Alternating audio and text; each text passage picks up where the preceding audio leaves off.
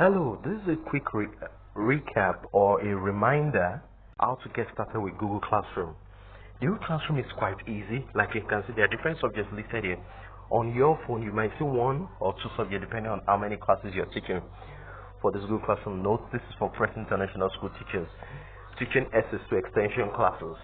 Now, I have a subject I want to use as a sample for you. The name of my subject is My Subject. Now, there, at the moment I have just a student. Let's click on it and go into My Subject. In My Subject, our advice before you start any class each day, I think it is very compulsory and necessary. You need to post at the start of your period in this stream. This is where you tell your students what you expect of them. Let's write something. Let's say good morning class. Get set for today's lesson. This is just a way of, let me post that. This is just a way of sensitizing the student that you're ready for the period, maybe 2 to 3 minutes before your period starts, so that they know that the teacher is really ready to take us today. He's absent or somewhere else. So that's the post you can see. Good morning class, get set for today's lesson. That's it, it's showing right there. So the next thing you need to do, which is the most important thing, is this classwork section. This is where you'll be really setting the task you expect the students to partake in. That's where you share your notes, which is the material, and that's where you also give them a task or assignment that you need them to submit to you. Now, I'll be creating one assignment. Let's assume we are in week 2. So I'll be creating, please, this week 1, week 2, week 3 are the topics you have to categorize your lessons under. So if you're having 3 periods this week, all those 3 periods need to be under the same topic, which is week 1. The topic we are talking of is not your own subject topic that you can share somewhere else. Let's delve into this quickly. Now, the plus sign here, that's where you click. The plus sign, click on assignment. Everything you've been in this period, you can put everything on the assignment. We don't need to show all the other sections. If you need any further one on all the other sections, private chat me personally. Assignment. Now, I just clicked on assignment. Assignment title. That's where you will share with your students the topic of your lesson. For example, let me share the topic as work, energy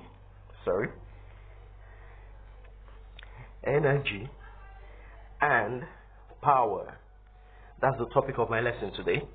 Now, the description, maybe you want to give a little intro into it, but this is what I advise in the description. Use this as your instruction page. Use this as your instruction page. This has to be your instruction page where you tell them, okay, copy this in your notes. Then the next thing you tell your students is maybe turn in your assignments. You can say as I'm typing it, your assignments after completion. You could go ahead and number it to make it more orderly. Maybe this is number 1 instruction you want from your students, and this is number 2. So that's one thing. Then the next, you see we're going step by step. The attachments. There are 2 attachments you must do at every lesson, especially if you are giving them a task. The first one is sharing your materials, that is the class notes. The second one is the task or assignment itself. Very important. Please don't merge it together. They must be on separate documents. Very important. If not, things will be messed up later in the lesson. This is from experience. Now, add attachment. Let's go to the add attachment. The add attachment, I already have it saved on my phone, so depending on where you want to get it from, upload file. I'm clicking on the upload file. I think I have some things down in my download folder. Yeah, work, energy, power. This is my lesson notes. You can see my lesson notes. What I would advise you to do here, this lesson note, leave it on student can view file. You can see the lower grade out text. Student can view. That one means that no one will edit your lesson notes. Because whatever anyone edits, others will see that edited work. So then could decide to clear your notes and it will be cleared out for everyone else. And that will be good. Then the next attachment you're adding, which I said you must create separately, is that of the task you are setting for your students. Yeah, let me go to my file manager, my download folder. This task on work energy, you can see the way it's properly labeled. So the students will make mistake. Now, okay, I'm attaching that as the next file. This task, I must not leave it on student can view file because I want them to work on it and submit. So I will change it to students get a copy. What this one does is it creates a copy for each of the students on your platform, and it creates it in their name. For example, it creates task on work energy. So here your daily. That's how to give it to me. So student gets a copy. That way, each student has his own copy and can edit it and turn it back to you. Please don't set assignment in any other method. Later you regret it during marking and the likes.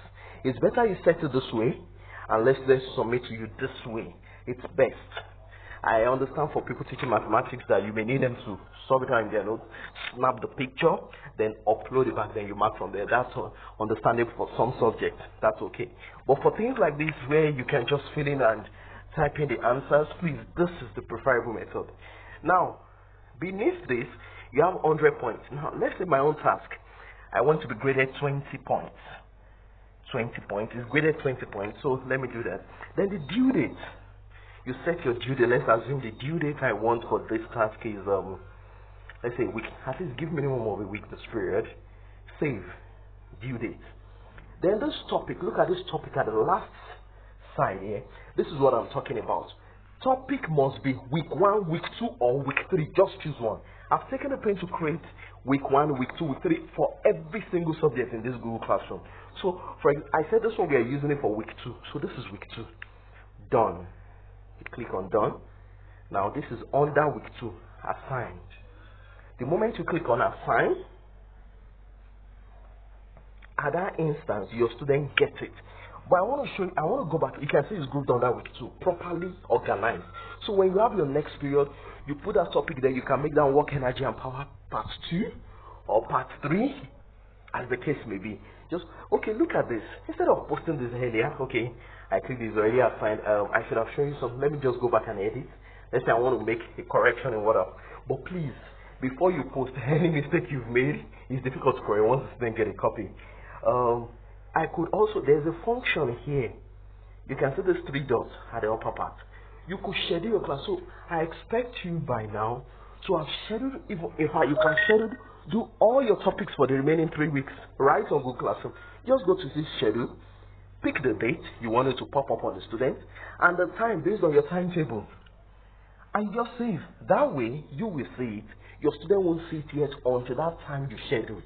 Then it comes up for them. So please take note of this. Any other assistance, just reach out to me and we'll solve it together. Thank you and God bless.